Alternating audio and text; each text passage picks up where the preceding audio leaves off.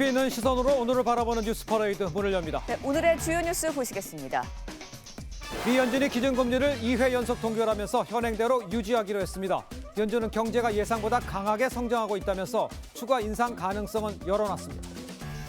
윤석열 대통령이 카카오 택시 같은 디지털 플랫폼과 은행의 독과점을 매우 부도덕하다고 지적했습니다. 카카오 택시는 당장 택시 수수료 체계 전면 개편에 착수했습니다. 국민의힘이 오늘 김포시의 서울 편입 논의를 전담할 특별위원회를 가동하고 입법 절차에 속도를 낼 전망입니다. 민주당은 전국 단위의 행정체계 개편을 역제안하면서 맞대응에 나섰습니다. 전 펜싱 국가대표 남현희 씨의 전 애인 전청조 씨에 대해 경찰이 오늘 구속영장을 신청할 방침입니다. 전 씨는 수십억 원을 투자하겠다며 펜싱계에도 접근했고 남 씨가 만남을 주선했다는 새로운 의혹도 제기됐습니다. 네, 저희는 잠시 뒤에 돌아옵니다.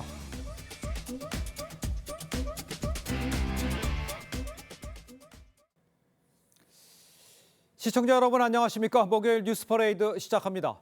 미국 연방준비제도가 또다시 기준금리를 동결했습니다. 9월에 이어서 2회 연속 동결한 겁니다. 다만 강력한 경제 성장에 따른 금리 인상 가능성은 열어놨습니다. 첫 소식 장동욱 기자입니다. 미국 연방준비제도 연방공개시장위원회는 현지 시간 어제 미국 워싱턴에서 열린 회의에서 기준금리를 그대로 유지하기로 했습니다.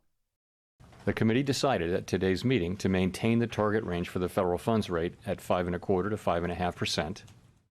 지난 9월 회의에 이어 2연속 금리 동결 선언인데 국채금리 상승으로 긴축 효과가 발생하면서 동결이 가능했다는 분석이 나옵니다. 제롬 파월 의장은 불확실한 경제 상황을 고려해 신중히 움직이고 있다면서도 연말 금리 인상 가능성도 배제하지 않았습니다. Given how far we have come, along with the uncertainties and risks we face, the committee is proceeding carefully. 특히 인플레이션을 잡기 위해서는 계속 긴축 기조를 이어갈 것이라고 밝혔습니다. We are committed to achieving a stance of monetary policy that is sufficiently restrictive to bring inflation sustainably down to 2% over time.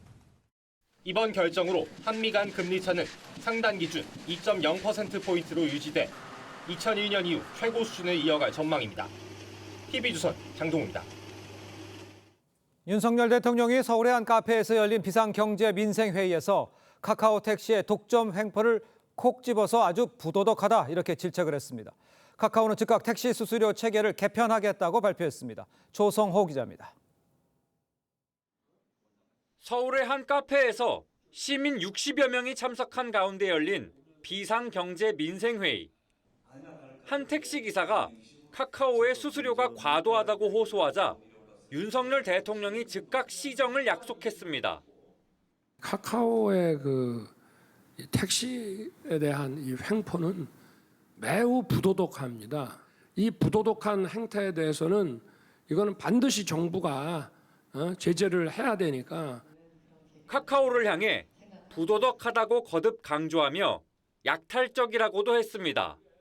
약탈적 가격이라고 그래가지고 돈을 거의 안 받거나 아주 낮은 가격으로 해서 경쟁자를 다 없애버리고 독과점의 어떤 부정적인 행위 중에서도 아주 부도덕한 행태니까. 윤 대통령은 또 저는 법을 공부한 사람이라며 제재를 해도 법적으로 전혀 문제가 안 된다고 강조했습니다. 카카오의 택시 호출 앱은 전체 시장의 95%를 차지하는데 승객 호출을 특정 택시에 몰아준다는 지적이 제기돼 왔습니다. 윤 대통령의 공개 비판에 카카오는 즉각 대응책을 내놨습니다. 카카오 모빌리티는 택시기사들의 의견을 바탕으로 전면적인 수수료 체계 개편에 나설 계획이라고 밝혔습니다. 또 택시기사님들, 승객, 정부의 목소리를 경청하고 모두가 만족할 서비스 개편을 약속했습니다. TV조선 조성호입니다. 시정연설을 위해서 국회를 찾은 윤석열 대통령과 환담을 나눴던 이재명 대표가 하루 만에 달라진 모습을 보였습니다. 윤 대통령이 국민을 원숭이로 여긴다고 비판한 건데 이 모처럼 마련된 협치 분위기에 찬물을 끼얹는 건 아니냐 이런 평가가 나옵니다. 이광희 기자입니다. 내년도 예산안 시정연설을 위해 국회를 찾은 윤석열 대통령과 세 차례 악수하며 반긴 민주당 이재명 대표가 하루 만에 강공 모드로 돌아섰습니다. 국민들을 원숭이로 여기는 것은 아닌지 하는 생각까지 들 정도였습니다. 이런 걸 조삼모사라고 하지 않습니까? 정부가 내년도 병사 월급을 올리는 동시에 축구와 같은 병사 복지 예산을 삭감하자 이를 비판한 겁니다. 당 지도부도 윤 대통령을 향해 영혼 없는 악수 쇼핑이었다며 지원 사격에 나섰습니다. 야당과 소통하려는 흉내를 내시느라 수고는 한 것 같은데 모조품이 진품 명품이 될 수는 없습니다. 국민은 바보가 아닙니다. 양머리만 걸어두면 개고기인 줄 모를 것 같습니까? 여기에 일부 민주당 강성 지지층은 당원 게시판과 이 대표 팬클럽에 윤 대통령과 악수한 의원을 비난했습니다. 겉과 속이 다르다며 수박에 빗대거나 꼴 보기 싫다, 역겹다 등의 반응을 보였습니다. 이 대표는 오늘 오전엔 경제 회복을 위한 제안을 주제로 민생경제 기자회견을 열 예정인데 정부의 R&D 예산, 지역화폐 예산 삭감과 건전재정 기조 등을 비판하며 막오른 국회 예산정국 주도권을 잡으려 할 것으로 보입니다. TV조선 이광입니다. 국민의힘이 오늘 김포시의 서울 편입을 논의하는 태스크포스를 발족합니다. 오세훈 서울시장도 조만간 김병수 김포시장을 만나는 등 추진에 속도를 내고 있습니다. 최민식 기자의 보도입니다. 국민의힘은 이르면 이번 주 경기도 김포시를 서울특별시로 편입하는 내용의 특별법을 의원입법 형태로 발의할 예정입니다. 대표 발의자는 경기도당위원장인 송석준 의원이 맡을 가능성이 높습니다. 국회의원 10명 이상이 찬성하면 관계부처와 협의하지 않고도 법안을 만들어 제출할 수 있습니다. 주민들의 의견 수렴 절차를 거쳐야 하는 만큼 구체적인 방법에 대해서도 검토 중입니다. 우리 당의 입장에서는 그 주민들 요구에 응답하겠다는 그런 차원이고. 김기현 대표는 김포시의 서울 편입 안건을 극비리에 2달 넘게 논의한 걸로 전해졌습니다. 이를 전담할 당내 태스크포스도 발족할 계획입니다. 오세훈 서울시장은 오는 6일 김병수 김포시장을 만나 김포 편입 관련 논의를 시작하기로 했습니다. 오 시장은 도시 간 경계가 허물어지는 도시 연담화 현상은 자연스러운 것이라면서도 충분한 논의를 거쳐 결정하겠다고 했습니다. 어떤 목표를 가지고 서울시 편입을 추진하고 계시는지 일단 들어보고 그 뜻을 정확히 파악하고 판단해 보겠습니다. 김포시도 다음 주부터 지역 주민들을 상대로 설명회를 열 계획입니다.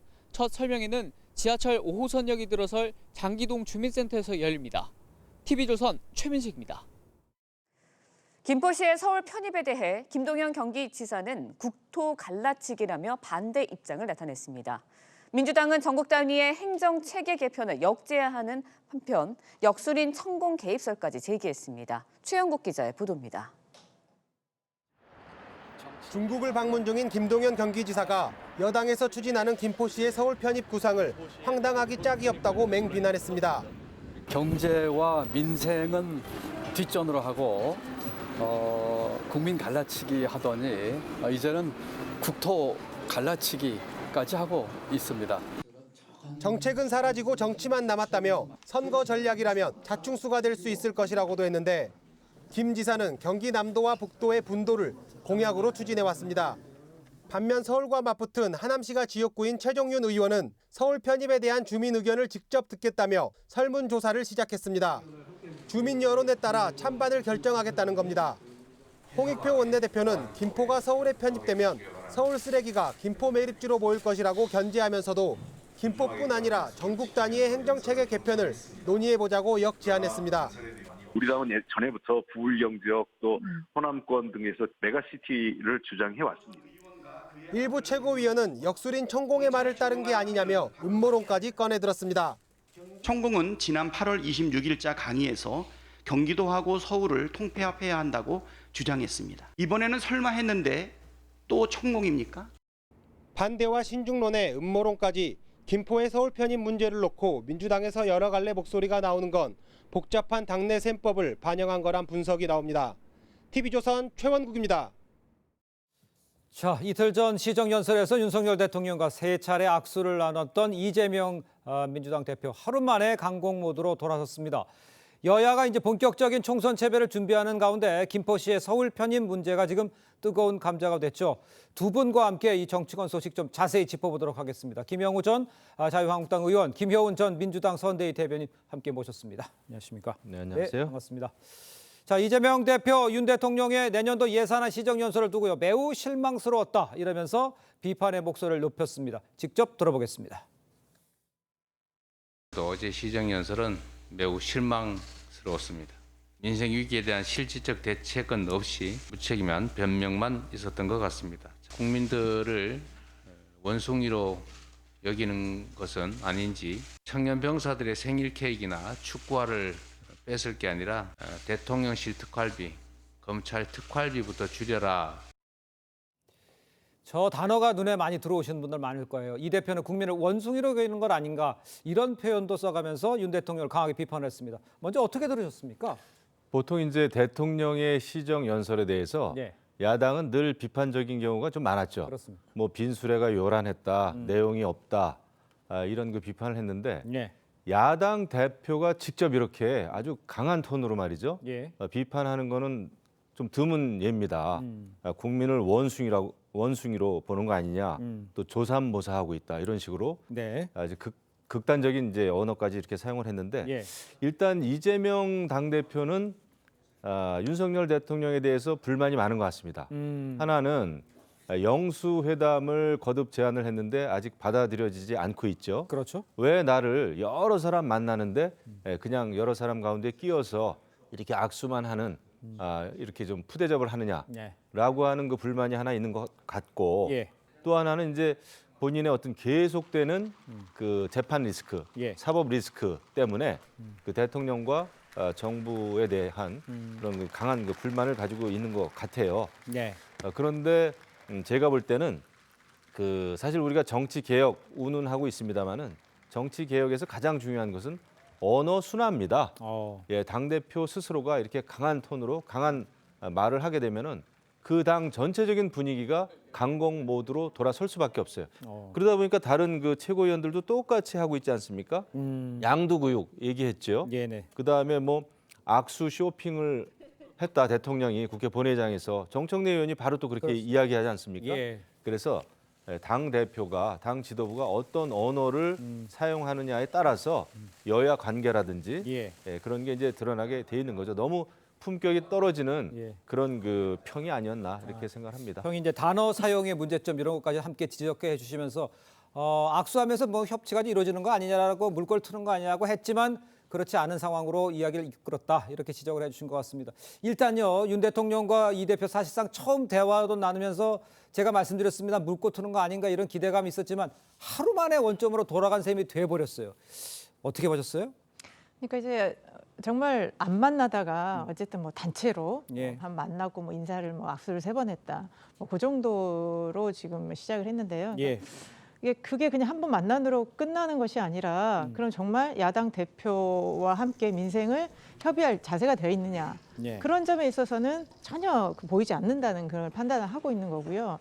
이재명 대표가 그 어제 최고위원 회의에서 예산안 관련해서는 저는 할 수 있는 비판이라고 생각합니다. 예산안 굉장히 중요하거든요. 예. 내년 한 해를 어떻게 국가를 끌고 갈 것인가, 예. 대통령의 그 국정 철학이 드러나는 것이고요. 예. 또 어마어마한 예산이 정말 국민들한테 어떻게 쓰이냐에 따라서 국민의 삶이 달라지고 그리고 국가의 어떤 경쟁력이 달라지는 겁니다. 그거에 대해서 하나씩 비판하는 것은 당연한 거고요. 그건 당연하죠. 그렇죠. 예. 그런데 민생 예산이라고 하면서 민생에 대한 구체적인 대책이 없다. 뭐 전세 사기 대책이 뭐 6개월 이상 이렇게 뭐 지나쳤는데 이거에 대한 입법도 없다. R&D 예산도 줄었다. 그러면서 무슨 민생을 얘기하느냐, 이런 허구성을 얘기했고요. 네네. 이제 원숭이라는 그 표현은 우리가 그 조삼모사라는 또 얘기가 있지 않습니까?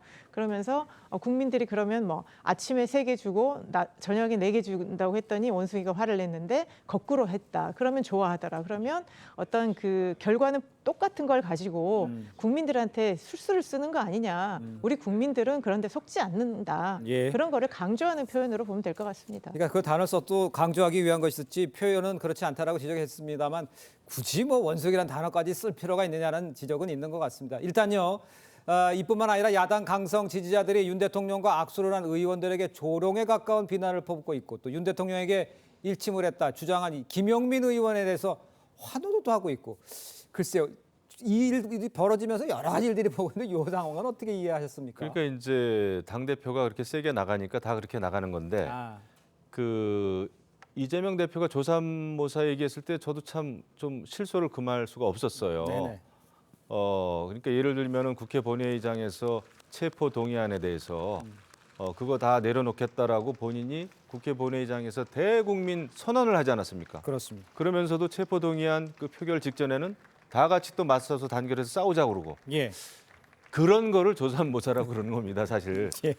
그리고 지금 이제 김영민 의원도 네. 뭐 대통령하고 악수하면서 이제 그만 두시라라는 얘기를 했다고 그래요. 근데 했다고 본인이 얘기한 거예요. 본인이 얘기했고 주변에 있는 그 민주당 동료 의원들은 제대로 잘 알아듣지 못했다 이렇게 얘기하는데 예, 그런 겁니다. 그리고 국회의원이라고 하는 자리는 굉장히 무거운 자리예요. 그렇죠. 예, 품격도 지켜야 되고 이것이 그냥 길거리에서 시위하는 시위꾼이 아닙니다.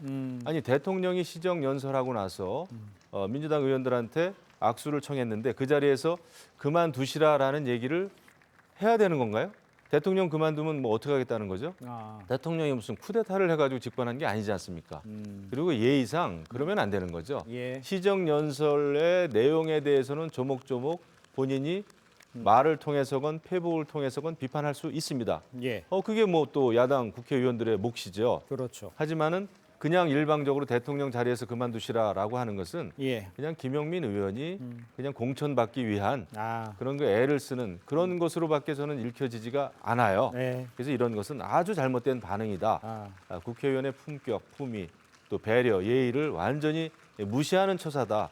정말 그만둬야 될 국회의원들이 지금 많다라고 국민들이 지금 생각하고 있단 말이에요. 예. 그런 거를 좀 명심해 주기를 바랍니다. 알겠습니다. 김영민 의원의 이제 태도에 대해서 좀 지적을 해주신 상황인데, 그러니까 김영민 의원이 왜 그랬을까라고 생각을 했을 때 강성 지지층의 행태를 이제 당이 말리지 못하고 있는 이런 상황. 그러니까 아까 말씀하신 대로 공천 이야기도 해주시고 이른바 이제 강성 지지층에 대한 개인 나름의 호소 이렇게 이제 해석하시는 분들이 많잖아요. 어떻게 보셨어요?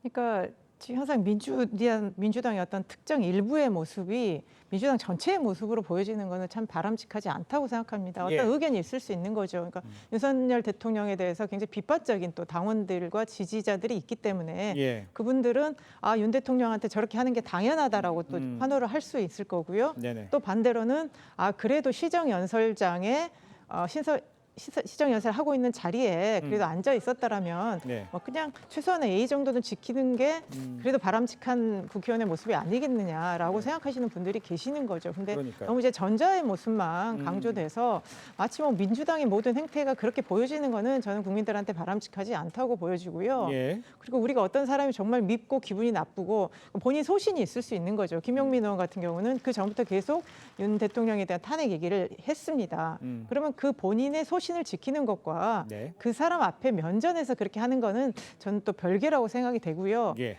그리고 또 지금 어떤 의원이 그냥 그 윤석열 대통령이 예. 악수 손 내밀면 우리가 약간 반사적으로 누가 이렇게 손 내밀면 그렇게 하면서 웃으면서 악수할 수 있지 않습니까? 근데 그걸 가지고 뭐 웃음이 나오냐 어쩌냐 이렇게 조롱하고 하는 거는요.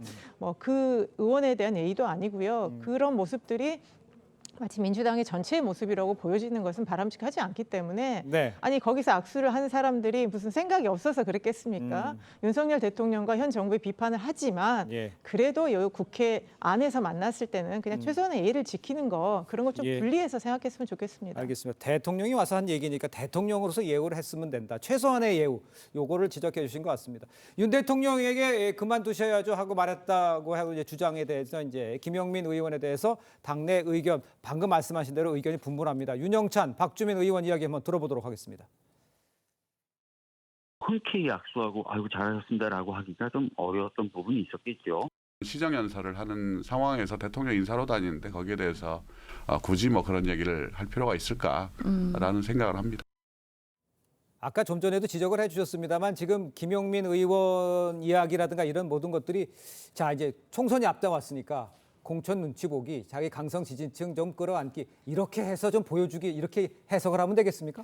그러니까 이제 그런 것 같아요. 나는 대통령에 맞서서 이렇게 싸우고 있습니다, 여러분. 그런 느낌. 네, 제가 아주 강경하게 네. 목표를 내고 있습니다. 제 야당 의원으로서의 그 역할을 네. 충실히 하고 있다라는 것을 보여주려고 예. 본인 스스로 이제 페북에 쓴 거예요. 근데 아무도 그것을 이제 확인할 수 없는 길입니다만은 네네. 대통령 면전에서 대통령 그만두시라 네. 이야기하는 것은 누가 봐도 상식적이지가 않습니다. 예, 해야 될 얘기도 아니고요. 그래서 그것은 김용민 의원이 좀 본인의 어떤 그 국회의원으로서의 품위를 완전히 저버렸다. 그것은 곧 개딸들이나 강성 지지층을 향한 그냥 발언 이외에 어떠한 의미도 없습니다. 예. 의미가 없는 게 아니라 아주 잘못된 처사죠. 그래서 근데 이제 아까 말씀이 있었습니다마는 이런 의원들의 일부 의원들의 발언이 민주당 전체 의원들의 모습인 양 이렇게 된다 그러는데 예. 지금 그렇습니다. 민주당의 실체가 그래요. 이것에 대해서 사실은 이런 정도 되면은 원래는 당 대표가 중심을 잡아줘야 되는 겁니다. 우리 의원님들 여당에 대해서 대통령에 대해서 최소한의 그 예의는 갖추자 말이죠. 예. 그것이 정치 개혁이다. 이런 것을 해줘야 되는데 지금 비명계 의원들에 대해서는 아무런 얘기도 안 하고 그 다음에 또 그 개딸들을 향한 강성 이 발언을 일삼는 많은 의원들에 대해서도 예. 그냥 아무런 얘기도 안 해요. 이것도 그냥 있을 수 있는 좋은 양념 정도로 생각하는 게 아닌지. 그래서 이재명 당대표의 어떤 그 기본적인 예. 그런 그 마인드라 그럴까요? 태도, 태세가 저는 오히려 문제의 핵심이다 이렇게 생각합니다. 알겠습니다. 그러니까 말씀하신 것들은 꼬리가 몸통을 흔들 수도 있다. 이렇게 이해를 할 수 있을 것 같습니다. 자, 다음 주제로 좀 넘어가 보도록 하겠습니다. 국민의힘이 김포시를 서울에 편입하는 문제에 속도를 내는 가운데 민주당 행정체계 개편을 맞불러 놓은 모양새입니다. 여야 원내대표 이야기를 듣고 이야기를 이어가겠습니다. 김포를 서울에 붙이느냐 마느냐면 논란 자체가 매우 협소해지고 아무런 미래 전략이 없는 얘기가 되는 겁니다. 우리 당은 이미 준비하고 있고요. 전체적으로 행정 대개혁을 한번 제안하고 여당과 협의해 볼 생각입니다. 김포시 이제 서울 편입 문제하고는 조금 결이 다른 주장이 아닌가. 조금 사안이 다른 사안이라고 저희들은 보고 있습니다. 네. 지금 얘기를 들어보셨습니다만 민주당이 지금 반박하면서 이제 행정 체계를 전면 개편하자 이렇게 제안을 했습니다. 김포시의 서울 편입과 이걸 같은 선상에서 놓고 볼 수 있는 문제인지 이건 어떻게 보십니까? 지금 민주당이 엄청 지금 당혹해하고 있어요. 제안한 것이 나옵니다. 예, 여당 김기현 당대표의 이런 제안에 대해서 굉장히 당혹스럽고 당황해하는 것 같습니다. 지금 홍익표 민주당 원내대표는 민주당이 이미 행정개혁 개편에 대해서 여러 가지 고려해오고 있다. 이런 얘기를 했는데 제가 그 어디서도 20대 국회도 그렇고 지금 21대 국회도 그렇고 민주당이 행정개혁 개편에 대해서 이야기한 거를 제가 들어본 적이 없습니다. 제가 또 행안위원이었고 그래서 지금 굉장히 당혹해가지고 지금 이제 대처를 하려고 하는 것 같은데 근데 이제 다만 중요한 건 있습니다. 김포시의 서울시 편입과 관련해서 오세훈 서울시장이 얘기했듯이 굉장히 이런 것이 가져올 여러 가지 장단점이라든지 이 그 편익에 대해서 또 비용에 대해서 이런 것은 체계적으로 고민할 필요가 있습니다. 또 이런 때일수록 당과 또 전문가들의 그 의견이 굉장히 좀 중요해요. 그래서 해야 됩니다. 왜냐하면 이것이 자칫 그 서울시 근방에 있는 자치단체들이 이제 도미노 현상을 일으킬 수가 있거든요. 그렇겠죠. 우리도 해달라 이렇게 할 수가 있습니다. 그러면은 굉장히 이제 혼란스러울 수는 있겠죠. 다만 김포시의 경우는 조금 좀 경우가 좀 다릅니다. 그 김포시 뭐 골드 라인이라든지 이런 굉장히 혼잡한 교통 체계라든지 이런 문제가 있고 특히 경기도 김동연 지사가 경기 북부 특별자치도를 추진하면서 김포시가 굉장히 그 선택권이 좁아졌습니다. 그런 경우에 경기 북도로 갈 것이냐 아니면 서울시로 갈 것이냐 뭐 남도로 갈 것이냐 이 굉장히 의견이 분분했거든요. 이런 것 때문에 이번에 이것이 이제 표면화됐다 이 문제가 그래서 이것은 경기도의 그 책임도 있다 생각합니다. 그리고 경기도 김포시 같은 경우에는 서울과의 이제 교통 문제라든지 또 문화 또 경제 생활권 자체가 서울시하고 굉장히 밀접한 것은 사실이죠. 그렇죠. 그래서 시범적으로 잘 준비를 좀 했으면 어떨까 싶습니다. 알겠습니다. 지금 지적을 해주셨습니다만 이 김포를 지역구로 둔 민주당 김주영 또 박상혁 의원 아직 입장을 내지는 않고 있습니다. 야당 내에서도 지금 찬반 의견이 일치시키기 어려운 상황이다 이렇게 보면 맞을 것 같아요.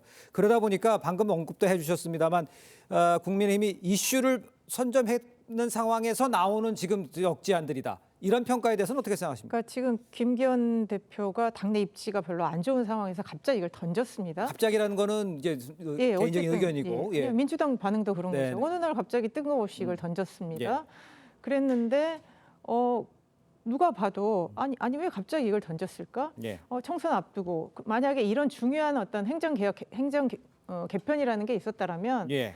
집권 초기부터 좀 뭔가 국민들한테 얘기를 하고 의견 수렴해야 되는데 총선을 6개월 앞두고 던졌습니다. 네네. 그러면 당연히 민주당 입장에서는 왜 이걸 던졌을까? 누가 봐도 뻔한 총선 전략인 게 보이거든요.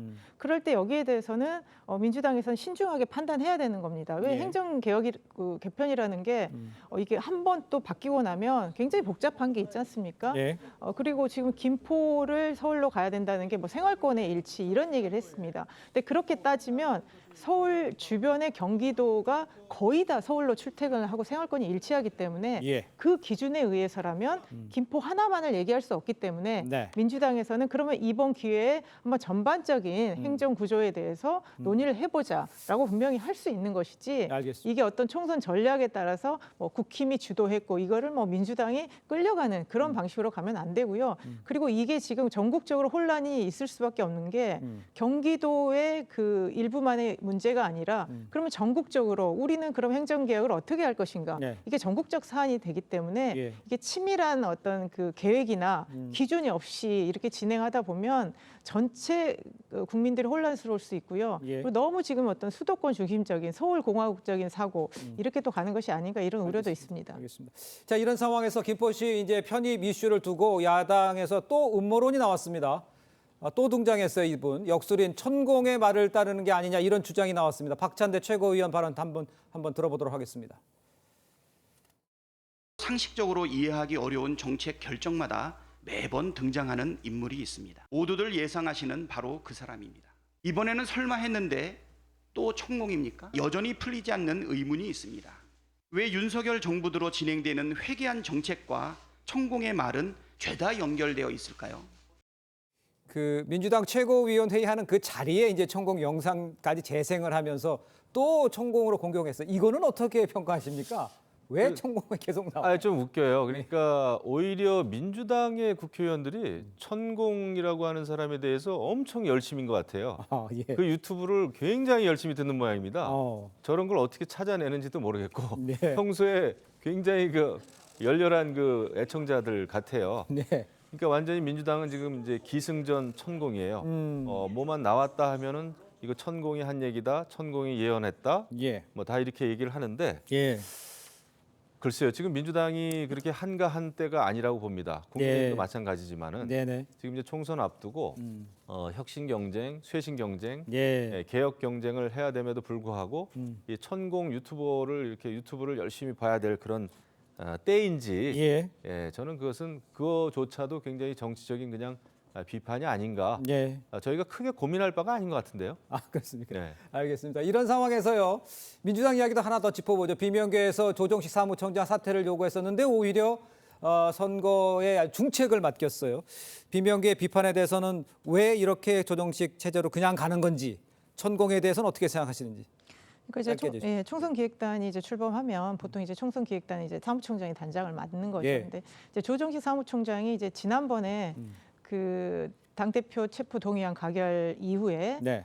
이제 원내대표하고 이제 송학수 최고위원은 책임을 지고 사퇴를 했습니다. 그러니까요. 그런데 사무총장은 사의 의사를 표명했지만 그게 수리가 안 됐기 때문에 네. 이거는 원내 문제만이 아니라 당 전체의 지도부의 문제라면 네. 사실 사무총장을 교체하는 것이 또 어떤 쇄신에 이런 게 있었을 텐데 그런 게 받아들여지지 않은 상태에서 조정식 사무총장 체제로 총선을 치르겠다라는 거를 명확히 했고요. 어제 예. 총선 기획단에서도 상당히 그러면 친명 위주의 인사들로만 되는 것이 아닌가 하는 그런 우려가 있기 때문에 아마 예. 조정식 사무총장이 앞으로 계속 총선 동안에 공천 과정에 그 어떤 주도하는 부분에 대해서는 계속 당내 갈등이 있을 것 같고요. 예. 그다음에 천공 문제는 글쎄요 또 다시 천공을 들고 나왔는데 예. 아마 이제 박찬대 최고위원은 그런 입장인 것 같습니다. 지금 윤석열 대통령의 그 어떤 정책 결정이라는 것이 오랫동안 숙고한 이런 것이 아니라 어느 날 갑자기 나온다. 네. 작년에 이제 뭐 청와대 이전부터 시작해서요. 그런 거는 뭔가 뒤에 보이지 않는 손이 있는 거 아닌가라고 하면서 이제 천공을 지목한 것 같은데 글쎄요, 이제 천공의 모든 거를 우리가 결정한다. 네. 그리고 천공에 의해서 우리 국정이 운영된다 이렇게 생각하는 것 자체는 또 국민으로서도 좀 약간 어이없는 부분이 있어서요. 저는 정책적인 그 논리를 가지고 반대하는 것이 더 설득력이 있을 것 같습니다. 조정식 사무총장으로 간 것에 대해서 그 현상만 얘기를 하셨지 왜 조정식 청장이었냐, 비명계 얘기를 왜 안 들었냐에 대해서는 답을 안 하신 것 같아요. 왜 그런 것 같으세요? 저는 근데 민주당이 총선 기획단을 어떻게 꾸리는지에 대해서는 우리가 뭐 드릴 말씀이 없습니다. 이미 답이 그건 민주당이 알아서 하는 것이고요. 네. 다만 이제 우리 밖에서 봤을 때는 민주당도 비명계 의원들의 그 목소리를 좀 들었으면 좋겠다. 그러니까요. 민주정당이 되기 위해서 네. 그런 말씀이고 천공이 한 얘기도 저게 천공만의 얘기가 아니라요. 원래 대한민국 행정구역을 5개에서 7개로 대광역권으로 만드는 그 시도 연구는 MB 정부 때도 있었고요. 천공 훨씬 이전부터 있었던 얘기입니다. 그런데 이걸 가지고 민주당 의원들이 지금 행정구역 개편 얘기를 천공하고 연결시키는 것은 그만큼 행정개혁 개편에 대해서 연구가 안 됐다는 거예요. 그 역사를 지금 모르는 겁니다. 알겠습니다. 부울경에서도 메가시티 만드는 계획이 있었다는 말씀 추가로 드리고요. 두 분 말씀은 여기까지 듣도록 하겠습니다. 고맙습니다. 감사합니다. 네, 이스라엘군이 가자지구 난민촌을 이틀째 공습하고 있습니다. 특히 어린이들의 희생이 커지자 국제사회 이스라엘을 향해 비난의 목소리를 높이고 있습니다. 이정민 기자입니다. 어른들이 다친 아이를 안고 뛰어갑니다.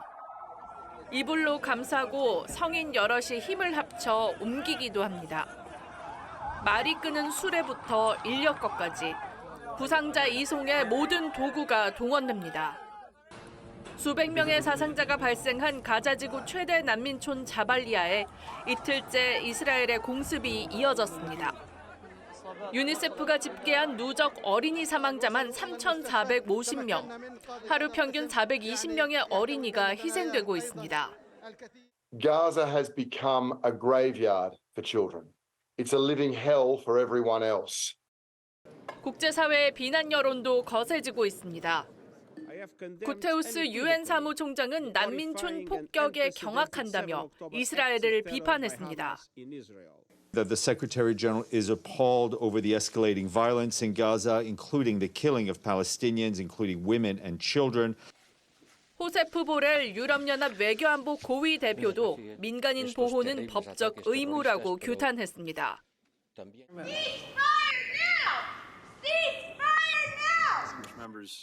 토니 블링컨 미 국무장관의 상원 세출위원회 청문회장에선 손바닥을 붉게 칠한 반전 시위대가 이스라엘을 비난하며 휴전을 촉구하는 장면도 펼쳐졌습니다. TV조선 이정입니다. 이승만 전 대통령의 아들 이인수 씨가 어제 오후 향년 92세를 일기로 별세했습니다. 이 전 대통령의 명예회복을 위해 평생을 힘쓴 이 씨는 최근 이승만 기념관 추진위원회 고문을 맡아왔습니다. 지난 9월엔 63년 만에 처음으로 4.19 국립묘지를 참배해 희생자들의 넋을 기렸습니다. 이 씨의 빈소는 서울 신촌 세브란스 병원이고 발인은 4일입니다. 김윤덕 조선일보 선임 기자가 한국여성단체협회가 주최한 제58회 전국여성대회에서 올해의 여성상을 받았습니다. 주최 측은 김 기자가 저출산과 교육, 여성 문제에 대해 날선 지적과 대안을 제시해 사회적 인식 전환에 크게 기여했다고 시상 이유를 밝혔습니다. 행사에는 윤석열 대통령과 김현숙 여성가족부 장관, 국민의힘 김기현 대표, 윤재우 원내대표, 이뇨한 혁신위원장 등이 참석했습니다. 전 펜싱 국가대표 남현희 씨의 재혼 상대였던 전청조 씨에 대해 경찰이 오늘 구속영장을 신청할 방침입니다. 남현희 씨는 펜싱협회에 30억 원 후원을 제안하며 출처를 묻지 말라고 한 것으로 드러났습니다. 안윤경 기자의 보도입니다. 남현희 씨는 재혼 상대였던 전청조 씨를 사기와 명예훼손 등 혐의로 고소했습니다. 전 씨 사기 행각에 자신도 속았다는 겁니다. 그 악마를 제가 믿고 함께 했던 그 시간들이 저 또한 어떻게 이럴 수가 있지? 그런데 1월 말 남 씨가 후원을 하겠다며 전 씨를 펜싱협회 관계자에게 소개해준 것으로 파악됐습니다. 자신이 운영하는 펜싱 학원 투자자인 전 씨가 30억 원을 후원할 것이라고 제안했으며 대신 출처를 묻지 말라고 조건을 달았다는 겁니다. 협회로 발전기금 입금시키는데 돈 출처도 묻지 말고 입금자도 묻지 말고 뭐 이렇게 해요? 협회는 후원자 신원을 모르면 회계 처리와 감사 등의 문제가 있을 수 있다며 제안을 받아들이지 않았습니다. 범죄 수익금이나 잘못된 게 들어오면 협회 통장 자체가 사용 정지돼서 못 쓴다고 통장 계좌번호는 안 줬어요. 이후에도 전 씨는 남 씨와 함께 펜싱 경기장 내 통제구역 등에도 드나든 것으로 전해졌습니다. 남현희 씨도 사기 범행 알고 있었나요? 경찰은 전 씨에 대한 구속영장을 신청하고 남 씨 등 주변 인물에 대한 조사도 본격 착수할 것으로 보입니다. TV조선 안윤경입니다. 네, 전해드린 대로 이 남현희 씨, 전창조 씨를 통해서 펜싱협회 30억 원을 후원하려고 했지만 거부당했던 것으로 드러났습니다. 네, 관련 내용 정혁진 변호사, 조기현 변호사와 함께 자세히 짚어보도록 하겠습니다. 안녕하십니까? 안녕하세요. 네, 반갑습니다. 자, 제가 정리를 좀 해보면요. 남현희 씨가요, 펜싱협회 30억 원 후원을 제안했다. 이 돈을 전창조 씨가 낼 거다. 하지만 돈 출처는 묻지 마라. 이런 내용입니다. 어떤 정황을 의심해 볼 수 있는 상황입니까? 일단 뭐 협회에다가 후원하는 건 좋은 일이죠. 하지만은 석연치 않은 부분이 너무 많지 않습니까? 일단 후원 금액 자체가 30억 원이라고 하는 거액이고 그렇죠. 그렇게 큰 돈을 내면서도 출처를 묻지 말라. 특히 누가 내는지도 묻지 말라. 네. 이런 돈을 어떻게 받을 수 있겠습니까? 네. 세상에 공짜가 어디 있습니까? 그러니까 이런 돈을 미끼로 해서 뭐 남현희 씨가 됐던 전 씨가 됐던 펜싱협회 협회장을 하려고 했던 것이 아닌가. 예. 그럼 협회장으로 끝났겠습니까? 이 협회장 통해 가지고 또 더 큰 사기를 치려고 했던 것이 아닌가. 이런 의심이 드는 그런 정황이라고 볼 수 있을 것 같습니다. 네, 펜싱 협회장이라고 이야기를 해주셨는데 왜 남현희 씨와 전 씨가 거액의 돈을 후원하려고 했던 걸까요? 이 사건 범죄의 핵심은 남현희 씨가 전청조 씨를 일단 신뢰하는 것부터 시작되어야 됩니다. 이 시점이 1월이었던 것으로 지금 보도가 되는데요. 네. 1월이면 전청조가 남현희 씨한테 최초 접근했던 시점입니다. 1월 9일 날 전화를 해서 자기가 펜싱 레슨을 좀 받고 싶다 네. 이렇게 접근을 했고요. 그리고 그 직후에 아마 펜싱 아카데미에서 경호원을 대동하고 이렇게 만났다는 겁니다. 그때부터 남현희 씨는 어느 정도 신뢰하기 시작했고 사업 제안을 했다는 것이고 예. 이제 그때 이미 남현 씨는 어느 정도 전청조 씨를 재벌 3세로 믿기 시작했을 텐데 네. 더 확실하게 하기 위해서는 자기가 펜싱에 굉장한 관심이 있고 남현 씨의 사업은 물론이고 협회에 대한 투자도 할 수 있다 이런 발언하면서 남현 씨의 어떤 신뢰를 얻어가는 과정이 아니었나. 예. 사기 범죄의 시작 지점에서 있었던 신뢰를 회복하는 과정, 신뢰를 만들어가는 과정이었다. 예. 이렇게 보입니다. 그러니까 이게 속된 표현은 이제 공사를 하는 관계의 첫 단계였다 이렇게 지적을 해주신 것 같아요. 네. 그런데 지금 김민석 서울 강서구 의회 의원과도 지금 맞고소 상태가 있죠. 이건 어떻게 흘러갈까요? 일단 남현희 씨는 김 의원을 상대로 해서 네. 허위 사실에 의한 명예훼손으로 고소를 했다라고 하고요. 네. 김 의원도 가만히 있지 않고 남현희 씨에 대해서 무고에다가 또 마찬가지로 허위 사실 명예훼손으로 또 맞고소를 했다라고 하는 건데 예. 뭐 무고는 그렇다라고 치고 명예훼손은 남현희 씨의 명예훼손 자체가 내 명예를 훼손한 것이다. 사실은 그런 사실이 없다라고 하는 주장 자체가 허위다. 이런 거 아니겠습니까? 그러니까 핵심은 예. 남현희 씨가 그 전 씨의 사기에 공범인지 여부가 핵심이 될 것 같고요. 만약에 이제 공범이 인정이 된다라고 하면 단순히 거기서 끝나는 것이 아니라 김민석 의원에 의해 가지고 무고와 명예훼손과 관련된 죄책도 부담할 수밖에 없는 그런 상황이 되지 않을까 하는 생각이 듭니다. 네, 공범 이야기 해주셨는데 전청조 씨가 남현희 씨가 3억 원대의 비싸의 차량을 타고 싶다고 해서 피해자의 돈으로 구매를 했다. 그런데 남현희 씨가 이 사실을 알았었더라면 이것도 책임을 물을 수 있는 건가요? 남현희 씨한테? 그렇죠. 이게 범죄 수익금인 것을 알고 이 차량을 본인 명의로 취득했다고 하면 네네. 형사적으로는 공범으로 처벌이 대상이 될 거고요. 차량도 몰수 대상이 될 겁니다. 네. 그런데 어쨌든 이건 전청조 씨의 일방적인 주장이고 남현희 예. 씨는 이제 부인하고 있고 일단 수사 과정을 통해서 실제 남현희 씨가 이게 사기 범죄에 의해서 벌어지고 있는 뭐 상황이고 그런 수익들이 자기의 이익으로 귀속되고 있는지까지 알았는지가 이제 핵심 쟁점이 될 것 같습니다. 그렇군요. 네. 일단 경찰이요 전청열 씨에 대해서 구속영장을 신청할 예정입니다. 구속 가능성은 어떻게 보십니까? 일단 전 씨가 체포영장이 이미 발부가 됐잖아요. 그렇습니다. 그런데 체포영장은 언제 발부가 되느냐? 피의자가 수사기관의 출석 요구에 응하지 않을 경우에 그럴 우려가 있는 경우에 발부가 되는 거거든요. 그렇기 때문에 체포영장이 발부됐을 때에는 48시간 이내에 구속영장을 청구해야 됩니다. 그래서 이제 구속영장이 청구가 된 건데 구속영장은 뭐 이미 모든 국민들이 다 아시다시피 범죄 혐의가 상당해야 되고 여기에다가 추가적으로 도주 우려나 그다음에 증거인멸 우려나 증거가 일정하지 않거나 이런 추가적인 요건이 있어야 되는데 제가 봤을 때 전 씨는 이 세 가지 요건에 모두 다 해당이 될 것 같아요. 그렇군요. 증거인멸의 우려도 심각할 것 같고 그다음 주거도 일정하지 않지 않습니까? 뭐 최고급 그 주택에 살고 있다고 했는데 그 검거된 거는 김포에 있는 친척 집에서 검거가 됐다고 했고 제일 중요한 거는 심지어 중국으로 밀항하려고 했다고 그러잖아요. 맞아요. 이거는 뭐 도주 우려까지 있는 거니까 웬만한 아주 특별한 사정이 아닌 이상 구속영장은 발부되지 않을까 싶습니다. 그렇군요. 네, 뭐 연일 사기 행각에 대한 주장, 뭐 제보들이 계속해서 나오고 있는데 전청조 씨가 오은영 박사와 또 이부진 사장까지 언급을 하면서 사기 행각을 벌였다 이런 주장도 제기됐거든요. 어떤 건가요? 보도에 의하면 최측근 A씨, 둘의 최측근 A씨의 그 제보 내용인 것 같은데요. 비교적 둘 간에 있었던 지난 몇 개월간의 사기 행각을 정확하게 알고 있는 분으로 보입니다. 매너리라는 회사 대표로 소개하고 펜싱 아카데미를 통해서 3억 원대의 교육 프로그램을 제안했다는 건데요. 이게 문제는 오은영이나 이부진 사장 같은 분을 이 설명을 해도 웬만한 일반인은 믿지 않았을 거 아닙니까? 3억이라는 교육 프로그램이 또 말도 안 되는 거고. 이 매개의 과정에 남현희 씨가 있었기 때문에 이런 방식으로 사기 수법을 완성해가는 과정이었다고 봅니다. 최초에 펜싱협회 후원을 통해서 사기 범죄를 기획하고 시작했다면 이 즈음에는 실질적으로 범죄 수익을 얻기 위한 사기 범죄 완성 단계에 있었던 일들 같습니다. 알겠습니다. 일단 완벽하게 다 확인된 건 아닌데 전 씨에게 돈을 준 피해자들이 많을 것 같아요. 나중에 구제를 받을 가능성은 있습니까? 어느 정도 받을 수 있나요? 일단 전 씨는 본인이 재벌그룹 혼외자라고 주장을 하면서 통장에 무려 51조가 있다라는 식으로 그렇게 거짓말하지 않았습니까? 그렇습니다. 모든 것들이 다 거짓말로 드러났죠.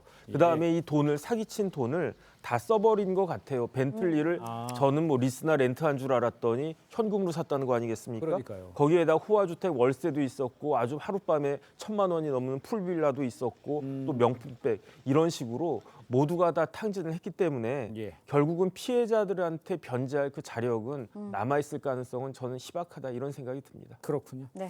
자, 두 분 말씀은 여기까지 듣겠습니다. 고맙습니다. 고맙습니다. 감사합니다. 네, 이달부터 소주 가격이 인상이 돼서 식당에서 병당 가격 7,000원 선이 될 전망입니다. 식품과 화장품 가격도 줄줄이 올라 물가의 비상등이 켜졌습니다. 이정현 기자의 보도입니다. 한정식을 파는 이 식당은 소주값이 6,000원입니다. 올 초 5,000원에서 1,000원 올렸는데 소주 출고가가 오른다는 소식에 걱정이 앞섭니다. 인건비부터 시작해서 지금 식자재도 같이 올라서 음식값도 오르고 있는데 술값도 같이 올라버리면 아무래도 손님들이 올려야 되나 말아야 되나 고민을 할 수밖에 없고. 소주업계 1위 하이트진로가 9일부터 소주 출고가를 병당 1,247원으로 81원 인상합니다. 맥주도 점유율 1위인 카스가 지난달 출고가를 7% 인상한 데 이어 테라와 켈리도 이달부터 가격을 올립니다. 출고가 인상으로 편의점과 마트, 식당 판매가가 잇따라 오를 전망입니다. 집에서 가끔 이제 술 한잔 하는데 너무 부담스럽더라고요. 뭐 우유도 오르고 뭐 과일도 너무 많이 올랐더라고요. 채소도 많이 오르고 해서 주부 입장에서 너무 힘듭니다. 맥도날드가 9개월 만에 햄버거 가격을 5%가량 올리는 등 외식업계도 줄줄이 가격을 인상하고 있습니다. 화장품 업계도 가세해 일부 제품 가격을 오늘부터 평균 4~5% 올렸습니다. 가격 인상을 자제해달라는 정부의 당부가 무색한 상황. 눈만 뜨면 또 오르는 장바구니 물가에 서민들의 살림살이가 갈수록 팍팍해지고 있습니다. TV조선 이정현입니다. 네, 전해드린 대로 이 소주와 햄버거, 화장품 등이 줄줄이 가격이 지금 오르면서 서민 물가에 비상이 걸렸습니다. 네, 관련 내용 이인철 참 좋은 경제연구소장과 함께 자세히 짚어보도록 하겠습니다. 안녕하십니까? 안녕하세요. 자, 글쎄요. 이제 네. 식당에서 소주 한 병 시키면 7,000원 내는 시대가 됐습니다. 더 이상 뭐 서민 술이다 이렇게 부르기 어려운 것 같아요. 그렇습니다. 가격에 굉장히 민감해서 네. 이 세 개 품목은 건드리면 서민의 영리인식입니다. 그런 게 네. 있어요. 예. 그게 바로 세 가지가 뭐냐? 소주, 라면, 삼겹살입니다. 아. 근데 이게 해마다 오르고 있어요. 그러니까요. 라면은 지난 2년 새 3번 올랐습니다. 근데 지금 소주는 지난해 오르고 또 올랐어요. 지난달은 맥주 이제 업계 1위였던 오비 맥주가 가격을 6.9% 올렸습니다. 네. 다음 주입니다. 오는 9일부터는 소주 업계 1위 하이트 진로가 소주, 맥주 출고 가격을 7에서 9%가량을 올립니다.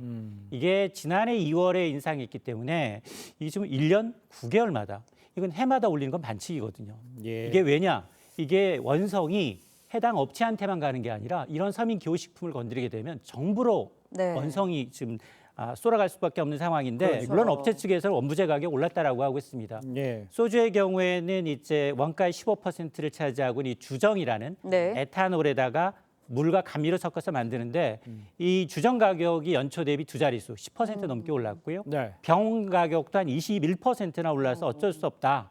또 맥주 제조에 들어가는 메가의 국제 시세 역시 상승했다라는 건데 문제는 뭐냐? 이렇게 1위 업체가 먼저 오르면 한 2, 3주 정도 시차를 두고 그렇죠. 다른 업체들이 덩달아 가격을 비슷한 수준으로 올려서 야 저거 정말 원자료가 맞아? 담합하고 있는 건 아니야? 라는 의혹이 생기는 겁니다. 네, 그래서 계산을 좀 해보면 소맥 한 잔 마시는데 최소 이제 14,000원이 들어갈 것이다라는 예상이 나오고 있거든요. 외식 자체 너무 힘들 것 같아요. 그렇습니다. 근데 지금까지 14,000원이었는데 소주가 7,000원이면 맥주는 8,000원으로 올라요. 그러면 15,000원. 이게 소맥은 비율을 따지다 보면 소주 한 병에 맥주 두 병을 넣게 되면 2만 원 시대입니다. 그렇죠. 이게 이제 출고 가격이 3단 점프래요. 출고 가격은 두 자릿수예요. 네. 지난해 2월 그리고 올해도 보면 인상분은 1원에서 85원 남짓인데 이게 대형마트나 편의점으로 가면 100원 단위로 인상이 됩니다. 네. 근데 그게 다시 일반 음식점, 주점으로 가면 1,000원 단위로 가요. 야. 그래서 소주 7,000원, 맥주 8,000원 시대라는 겁니다. 네. 그래서 앞서서 야 이게 서민 소주 맞아? 라고 이제 말씀하실 텐데 가뜩이나 이제 고물가로 힘든 서민 직장인들 아마 이제 외식이나 외식 횟수를 좀 줄여야 되는 이제 고민을 해야 되는 시기입니다. 네. 그러니까 너무 다 오르니까 이제 시청자 여러분들 체념하는 분들도까지 생기는데 방금 말씀하셨지만 소주뿐 아니라 뭐 햄버거 값도 오르고 우유 값 뛰고 특별히 외식 물가 분야가 이제 크게 뛰잖아요. 이런 추세 원인 어디서 찾을 수 있을까요? 정부가 굉장히 많이 공을 들였어요. 네. 올해만 식품업계, 외식업계 4번이나 찾아가서 협박, 뭐 읍소 별걸 네. 다 했습니다. 네. 그럼에도 불구하고 이렇게 오르는 거 문제는 근본적인 원인은 뭐냐? 중동 사태로 인해서 국제유가가 큰 폭으로 오르니까 네. 에너지 물류 비용이 늘었습니다. 최근에는 우유, 설탕, 소금이 다 올랐어요. 이게 모든 원부자재의 기초자재거든요. 예. 이러다 보니까 외식 가공식품 가격으로 이어지고 있는데 실제로 지금 조금 전에 네. 10월 물가 상승률이 발표가 됐어요. 예. 9월에 3.7%였던 소비자 물가가 더 뛰었습니다. 3.8%까지 뛰었거든요. 10월 물가. 실제로 9월에 가공식품 물가는 전년 대에 비해서 한 5.8%, 외식 물가는 4.9%입니다. 네. 그러니까 기본적인 평균 소비자 물가의 거의 2배 가까이 오름세를 보이고 있기 때문에 지금 소비자들 입장에서는 정부가 아무리 물가가 연말에 안정될 것이다라고 얘기를 해도 이제 듣지 않는 거예요. 그래서 기대 인플레이션이 굉장히 높아지고 있다라는 게 문제입니다. 네. 우유 가격도 오르다 보니 아이스크림 가격도 상당히 올랐습니다. 그래서 네, 요즘 맞아요. 마트에서 아이스크림 하나 집기도 좀 어렵다라는 말까지도 나오고 있는데 원유 가격이 그만큼 뛰어서인 거겠죠? 물론 뭐 원유 가격 뛴 것도 있는데 네. 한국 소비자 단체가 좀 들여다 보니 원유 가격이 4배 이상을 또 전가했네 이런 지적이 나오고 있어요. 실제로 올해 원유 가격은 2번 올랐습니다. 지난 2월과 지난달에 올랐는데 네. 지난 2월에 원유 가격 상승률은 5.2%에 불과한데 아이스크림 인상률은 적게는 14.7%, 많게는 24.3%나 올라서 원유 가격 상승분의 최대 4배로 웃돌았다는 겁니다. 예. 그리고 일부 아이스크림 제품에는 국내산 원유 쓰는 게 아니라 수입산을 쓰고 있다는 거예요.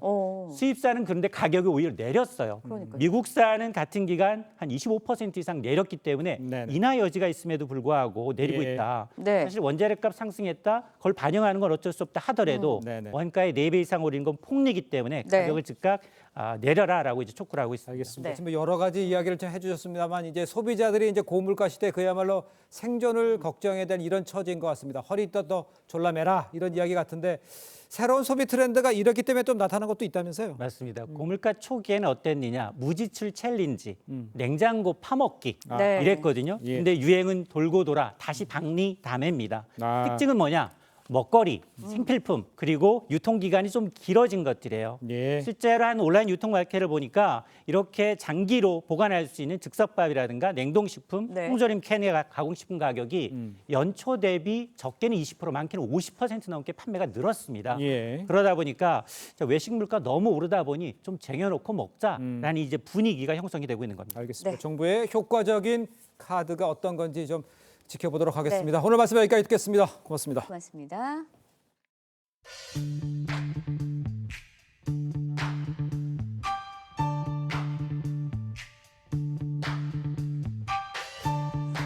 렌즈에 담긴 그 순간 그 의미를 짚어보는 시간이죠. 사진 기자가 선택한 아침의 한 장입니다. 오늘은 조선일보 사진부 고운호 기자와 함께합니다. 안녕하세요. 안녕하십니까. 오늘 아침에 볼 사진 어떤 건가요? 네, 뉴욕 센트럴파크의 녹음과 휴식을 취하는 사람들이 조화를 이루는 장면입니다. 도시의 패턴을 관찰하고 기록하는 이경준 작가의 사진이 그라운드 시소 센트럴에서 열리고 있습니다. 익숙한 도시 풍경을 남다르게 포착한 시선이 돋보이는데요. 사진들 함께 보시죠. 서울역 앞 서울로 7017. 건축물과 사람, 도로가 미묘한 조화를 이루고 있습니다. 작가는 도시 풍경과 사람들이 점, 선, 면으로 연결되는 순간을 주목해 패턴을 찾습니다. 높은 곳에서 내려다본 앵글은 도시를 평면적으로 만듭니다. 동이틀 무렵이나 해질녘은 언뜻 차갑게 보일 수 있는 건물을 따뜻하게 만들고 점처럼 보이는 사람들이 하나둘 모여 만든 변주는 시각적 즐거움을 줍니다. 사진을 보고 있자니 저도 한번 이렇게 찍어보고 싶다는 생각이 드는데 방법이 있을까요? 네, 이 망원 렌즈를 활용하면 눈으로 보이는 입체적인 풍경을 평면적으로 만들 수 있습니다. 촬영할 때 수직 수평을 잘 맞춰서 촬영하면 보는 이로 하여금 편안함을 줍니다. 사진은 빛이 참 중요한데요. 태양이라는 거대한 조명이 피사체를 비추는 시간을 노리면 드라마틱하게 촬영할 수 있습니다. 지형지물과 사람들이 유기적으로 맞물리는 장면을 포착하기 위해서는 부지런히 발품을 팔아야 합니다. 불규칙한 도시에서 패턴을 찾아내는 관찰력과 꾸준히 기록해 나가는 지속성이 돋보입니다. 아침의 한 장이었습니다. 오늘도 따뜻한 서풍이 불어와 날이 온화하겠습니다. 서울의 아침 기온 18.9도로 예년 기온을 크게 웃돌고 있는데요. 한낮에도 기온이 크게 오르며 강진 27도, 경주 29도까지 기온이 오르겠습니다. 평년 기온보다 10도 정도 높은데요. 기온 변화가 큰 요즘 건강관리 잘해주시기 바랍니다. 오늘 전국이 대체로 맑겠습니다. 강원 영동 지역은 오후부터 바람이 강하게 불겠는데요. 또 오전 한때 경기 북부와 강원 영서 지역은 미세먼지 농도가 높게 올라가겠습니다. 한낮 기온은 어제보다 2도에서 5도 정도 높겠습니다. 서울이 24도, 대전과 대구 26도, 부산 25도가 예상됩니다. 내일은 중부지방과 호남, 제주도에 비가 내리겠고요.